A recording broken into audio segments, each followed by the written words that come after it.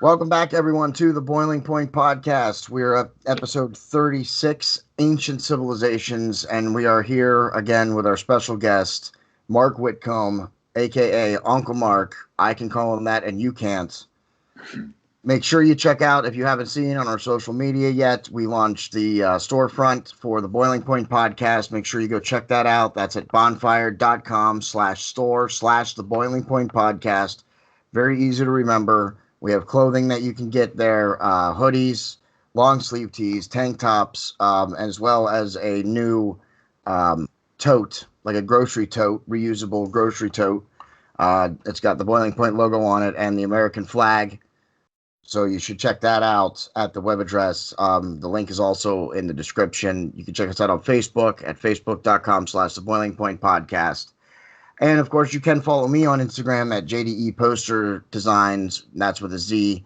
I'll be getting the Boiling Point Podcast its own Instagram very shortly, but I haven't yet. So, and now we're going to throw it to Uncle Mark. Uncle Mark, we're going to talk about ancient civilizations, pre-flood, and so forth. Hi, good evening. Yes, we're going to talk about the pre-flood world and their tendency towards pyramids and signs of ancient civilizations that are now under the water and under the surface of the earth. And of course, welcome back. And of course, welcome back to the podcast. Of course, it's always great to have you. I'm glad you were able to take the time to join us. Yes, thank you. It's a pleasure. So, yep. Why don't you take it? You take it away. I'm going to let you lead on this and just let you teach us all something here on this. All right. Well, there's a multitude of accounts and evidence for pyramids and buildings under the ocean. I believe most of the results of the Great Flood, and I believe the biblical account of the Great Flood. There's legends of all peoples in every continent have a flood legend, and it's not a local one. It's a worldwide flood, and I believe that's the case. Now there was massive tectonic plate shifts, massive shifts of the ocean and the land crust, and things that were above the sea are now below the ocean, and things that were below the ocean are now above. We found on the highest point in the highest mountain in Pennsylvania, we found fossil seashells and marine evidence of marine life on the highest peak in Pennsylvania.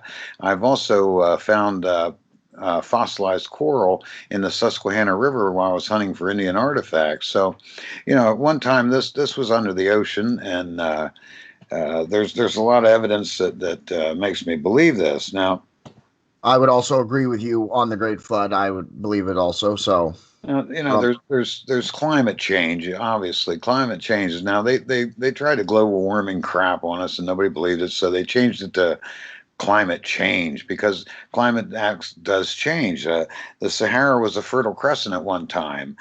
We find whale bones in the desert. So, there's old maps that show the islands off the coast of Spain that are no longer there.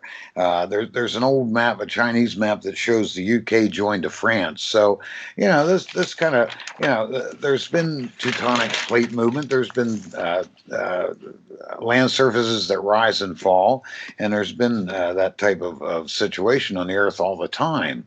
Yep. Now, I'm especially going to focus in on the pyramids that are under the ocean. All right. There's underwater pyramids all over the place, and the pre-flood people seem to be obsessed with them almost. There's underwater pyramids over the coast of Cuba. There's one about a mile underwater. It was discovered by Canadian and Cuban researchers. Now they use sophisticated sonar and radar and video, and the pyramid they found there was some 400 meters wide by 40 meters high. Now, it had very distinct shapes and symmetry, and the still photos that they took of this thing show symbols and inscriptions in an unknown language that we don't know what it says, but they tend to resemble the Mayan and Aztec temples in Mexico. It's probably the closest thing I can compare them to. But the symbols and inscriptions are bizarre. And like I say, they're an unknown language, and we don't know what they say. But that's just one of them. Now, I have some pictures of this one off of Cuba. I'm going to try to show you it. Yep, and we'll put this up for everybody so that they can see it as well. That's the pyramid complex in Cuba. Like I said, this is a city. It's not just a simple pyramid. Now, they estimate it to be about 6,000 years old. Now, how they get that? There's a megalithic structure that they found on Cuba, close by it, that they dated it to 4,000 BC. Now, you know, dates are dates. They're guesses. Okay, first off, Yeah, they said the wheel was invented in Samaria in 3,500 BC, and the sundial in Egypt in 3,000 BC. Well, uh, you look at this stuff under the ocean, and you can't tell me they didn't know about the wheel, or about or how to tell time with the sun, or any of that kind of stuff. So, a lot of that stuff just guessing, and they're expected to come up with dates, and they do. So, I don't put a whole lot of faith in an actual date that they come up with, but that's how they come up with a date on that. But there's an underwater city there, complete with roads, buildings. There's great big concrete granite blocks, not concrete granite blocks. They're like 5 meters long. There's some of them are in circular designs and everything. They extend for several miles. So this was a complete city. But yeah, the uh,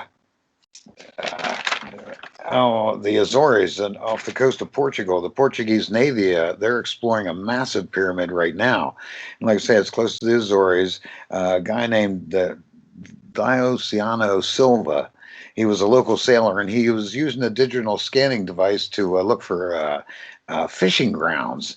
And this was back in 2013, I guess. But he found this pyramid while he was looking for fishing grounds, and it's perfectly square, and it's ordinated to the cardinal points and everything. Now, this thing is 8,000 square meters by 60 meters high.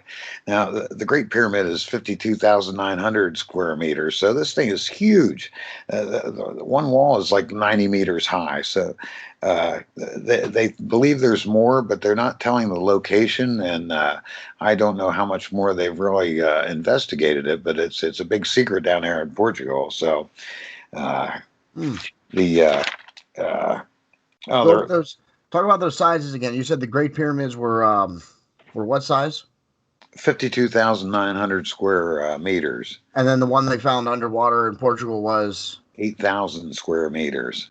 okay. So So the one underwater is smaller. no, the one in the yeah, Or am I saying it wrong? no, That's what you're I was correct. asking.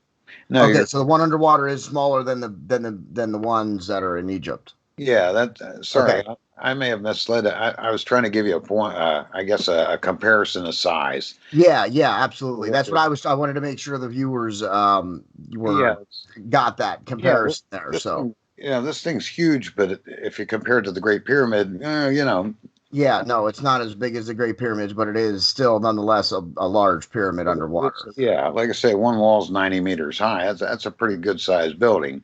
It's Yeah, not anything like as big as the Great Pyramid. So anyway, that's I guess what I was trying to tell you. yeah, yeah, yeah. So it gives us a point of reference there on size. Not as big as the ones in Pyramid, but still very large. Not something that is just could be Right. misconstrued or confused as something natural happening or anything like that. Exactly, but they seem to be everywhere. They're between the Azores, the Canary Islands, down the Yucatan Channel, Antarctica. They're showing pyramids. So uh, between the pyramids themselves off the coast of Florida, man, off Vero Beach, about 12 miles off, there's a pyramid. There's a group of six of them in between Walker Cay, the Great Sail Cay, and of course the Berry Islands. But they all have different references to them, and the one that is particularly intriguing. I wanted to read a little bit. All right, that sounds good. Now, this was a pyramid east of Vero Beach. Alfred Conway. Uh, Now, okay, Alfred Conway isn't a conspiracy theory nut or something. Okay, he's got good credentials. Um, he was associate of Mel Fisher, whose team found the gold-laden treasure ship near the Key West. You know, he's a treasure hunter. But anyway, he's a friend of Henry Link, who designed the Link trailer, the submarine that goes down exploring that stuff. Okay, uh, Okay. got ties with National Geographic and all. He's not a quack. Okay. Yeah. Uh, One of the earliest reports of Conway's pyramid was in the March '87 edition of the Orlando Sentinel.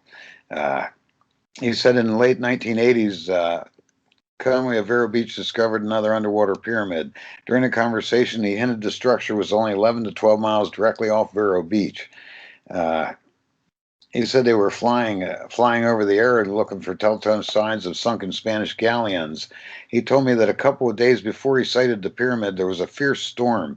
He explained it that such storms where the outline of sunken ships might be seen from the air. So that's once a big storm hits, they go out and look for them in case the sands. A lot of these buildings, a lot of these sand pyramids and that kind of stuff, they're covered in sand, and a violent storm will uncover them and show them for a while. So Okay. anyway, they were looking for treasure ships. Yeah. So he said it was late in the afternoon. The water was crystal clear when Conway and his pilot spotted a flat top pyramid in the ocean bottom.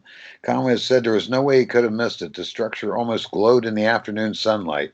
Circling the structure several times, the two men agreed the base of the structure was about 1,000 feet square. Okay, there's another one off of Melbourne Beach in the 1980s. Phil and June Westover of Denver, Colorado, discovered an underwater pyramid about 12 miles off the Florida coast. Is it the same one? Probably. She says they became more interested when she learned Mrs. Westoff used a large screwdriver a, to pry a crystal sphere from the top of the structure. In two lengthy telephone interviews with the couple, I learned they discovered the pyramid several miles off of Melbourne Beach, south of Cape Canaveral. He explained that the couple no longer acknowledged they took the crystal sphere because of accusations of looting in Florida or federal waters.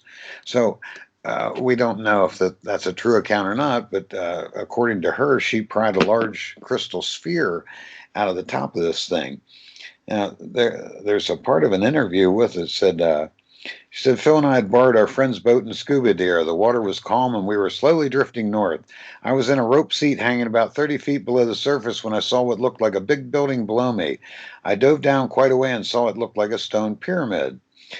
The husband kicked in. He said the top of the pyramid was at the 130-foot depth. I'd guess the thing was about 65 feet high. The sides were smooth. I don't know what the stone blocks were made of, maybe granite or marble. They were big, at least 2 feet square and 3 to 4 feet long. They were staggered like the way bricks are laid. The building doesn't look anything like the Egyptian pyramids. It was taller than it was wide, more like some kind of a tower. Uh, so we were surprised how perfectly clean it looked, almost no barnacles or algae on it. So, and I know this, we're talking about a totally different type of pyramid here than the Egyptian or the Mayan or Yucatan pyramids. This Yeah. thing's totally different. And says, when I was living on Cocoa Beach in Florida in the mid 80s, I met a couple who were serious scuba divers. We talked about the oceanside eater, and they told me about their most exciting find, a pyramid protruding from the Atlantic Ocean floor. They said the top of it was sometimes visible when ocean storms whisked away some of the sand around it. At other times, they said the sand would shift and cover it up. They said the pyramid was located east of Vero Beach in Florida. So, uh, those are interesting. Now, apparently, that crystal ball that she talked about, you could see images of pyramids and things in it. It had some weird vibrations, so to speak, that whenever you held this thing, so it was rather a bizarre account. But Hmm. there was another similar thing I wanted to read to you. Uh,